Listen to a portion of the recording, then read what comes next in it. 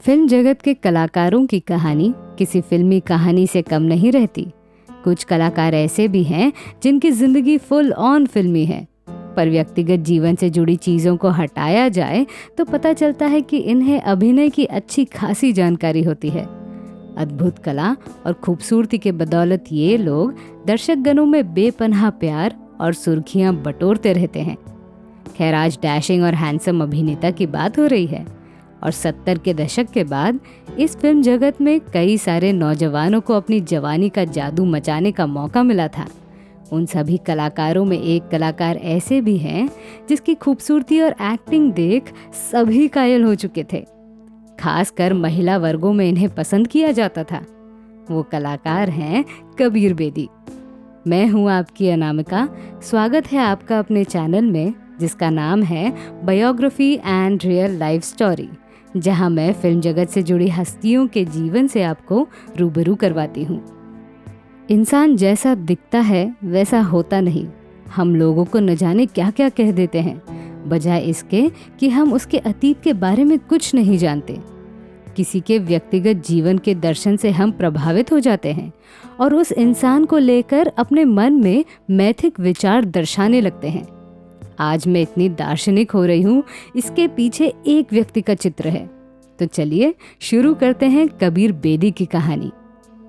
अविभाजित भारत के लाहौर में जन्मे कबीर बेदी से सभी लोग अच्छी तरह से परिचित हैं। इनका जन्म हुआ 16 जनवरी 1946 को एक सिख परिवार में।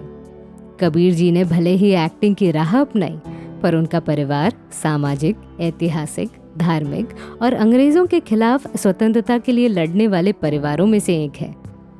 उनके पिताजी बाबा प्यारेलाल सिंह बेदी एक सफल लेखक और दार्शनिक थे। वहीं उनकी माताजी फ्रेडा बेदी विदेशी मुल्क से आई भारत की स्वतंत्रता सेनानी थी। उन्हें अंग्रेजों ने कैद भी कर लिया था। कबीर बेदी को एक बहन है और एक बड़ा भाई भी है, गुलहिमा और रंगा बेदी। कबीर बेदी ने नैनीताल के शेरवुड स्कूल से प्राथमिक शिक्षा ली और दिल्ली के सेंट स्टीफन कॉलेज में पढ़ाई करते हुए उनकी थिएटर की ओर रुचि बढ़ने लगी। थिएटर के माध्यम से कबीर ने अपने अभिनय को नए मुकाम पर पहुंचाया। भारत के ज्यादातर कलाकारों ने हिंदी फिल्में या स्थानिक फिल्मों से फिल्मी करियर की शुरुआत की है, पर कबीर बेदी ने अपने फिल्मी करियर की शुरुआत 1963 में विदेशी टेलीविजन सीरीज से की। बहुचर्चित टीवी शो माया और जनरल हॉस्पिटल में कबीर बेदी छोटे छोटे किरदार में दिखते हैं। हालांकि माया इस सीरीज को भारत में ही फिल्माया गया था। कबीर बेदी को पहला मेजर ब्रेक मिला फिल्म सीमा से। 1971 में रिलीज हुई इस फिल्म में सिमी ग्रेवाल और राकेश रोशन भी थे। और आपको जानकर हैरानी होगी, इस फिल्म में कबीर बेदी का चेहरा कुछ अलग था। दरअसल सभी फिल्मों में वो दाढ़ी मूंछ के साथ दिखते हैं, पर इस फिल्म में कबीर बेदी क्लीन शेव में दिखते हैं।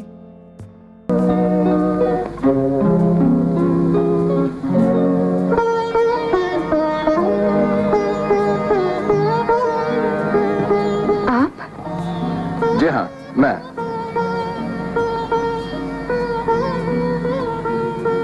लगता है आप मुझे देखकर हैरान हो गई। सभी के साथ सभी उनको प्यार करते थे, आप मिल गई। ओह सीमा, सीमा, आप अंदर आइए ना। जी आप अंदर चलिए ना, मैं अभी आता हूँ। जरा गाड़ी साइड में पार्क कर लूँ, शायद ओवरसीयर साहब आएंगे। मेरी एंट्री जरा जल्दी हो गई, लेकिन आपकी सूरत देखने के काबिल थी, एकदम लाल सुर्ख टमाटर की तरह। अगर आप इन्हें पहली नजर में देखोगे तो आप भी इन्हें पहचान नहीं पाओगे। अपने जीवन में हमेशा खलनायकी करने वाले कबीर मात्र इस फिल्म में हैंडसम हीरो थे। 1971 की हलचल, 1972 की सजा, राखी और हथकड़ी, अनोखा, दान, इन फिल्मों में कबीर बेदी मुख्य किरदार और सहायक रूप में दिखे और साथ ही इन सभी फिल्मों में उनकी भूमिका जबरदस्त रही। पर अब भी उनके पास वो फिल्म नहीं थी जिससे वो अव्वल दर्जे के कलाकार कहलाते। 1973 की धमाकेदार फिल्म कच्चे धागे ने सफलतापूर्वक कबीर बेदी को स्टार खलनायक के रूप में पहचान दिलाई। इसी फिल्म में कबीर जिस रूप में दिखते हैं वो रूप हर फिल्म में दोहराया गया। कबीर बेदी उन गिने चुने कलाकारों की सूची में आते हैं जिन्हें बतौर हीरो लोगों ने नजरअंदाज किया, पर वही एक्टर खलनायक के रूप में आया तो उसे दर्शकों ने खूब प्यार दिया। ऐसे कलाकारों में जीवन के बेटे किरण कुमार भी आते हैं, पर खलनायक बनना कबीर के लिए अच्छा साबित हुआ। उसके बाद रिलीज हुई नागिन फिल्म ने भी धमाका मचा दिया। मल्टी स्टारर वाली ये फिल्म 1976 की बहुत ही बड़ी फिल्म थी। इसके बाद इच्छाधारी नागिन पर खूब सारी फिल्में बनने लगी थी। उस जमाने में कबीर खूबसूरती के मामले में किसी ग्रीक गॉड से कम नहीं थे, जैसे आज के ऋतिक रोशन को कहा जाता है। इसी लुक के वजह से उन्हें हॉलीवुड से भी ऑफर आने लगे। उन्होंने वहां की फिल्मों में न सिर्फ काम किया बल्कि खूब प्रशंसा भी बटोरी। कबीर द्वारा अभिनीत संदोकन नामक टेलीविजन सीरीज ने इटली और यूरोप में हंगामा मचा दिया था। इस सीरीज में उनके द्वारा की गई एक्टिंग दमदार रही। इसका नतीजा ये निकला कि उन्हें अन्य हॉलीवुड फिल्मों के ऑफर्स आने लगे। 1974 में फिल्माई गई ये सीरीज आज भी वहां प्रसिद्ध है। इसके अलावा हॉलीवुड की film the beast of war 1988 और इटालियन फिल्म एन डेटा रिटोर्नो में भी उन्होंने काम किया। अगर सही मायने में बात की जाए तो कबीर बेदी को फिल्मों से ज़्यादा टेलीविज़न सीरीज़ के लिए बाहरी देशों में याद किया जाता है। इसके साथ ही 1983 की जेम्स बॉन्ड सीरीज़ की फिल्म ऑक्टोपसी को कौन भूल सकता है। कबीर बेदी अकेले भारतीय हैं जिन्होंने जेम्स बॉन्ड फिल्मों में काम किया था। जेम्स के अन्य फिल्मों की तरह ऑक्टोपसी को भी सफलता मिली थी। इस फिल्म में कबीर बेदी खलनायक के किरदार में दिखते हैं, जिसे किसी भी हालत में जेम्स बॉन्ड को रोकना है। पर इंडिया में उन्होंने 60 से भी अधिक फिल्मों में काम किया है। 1988 की सुपर डुपर हिट फिल्म खून भरी मांग कौन भूल सकता है।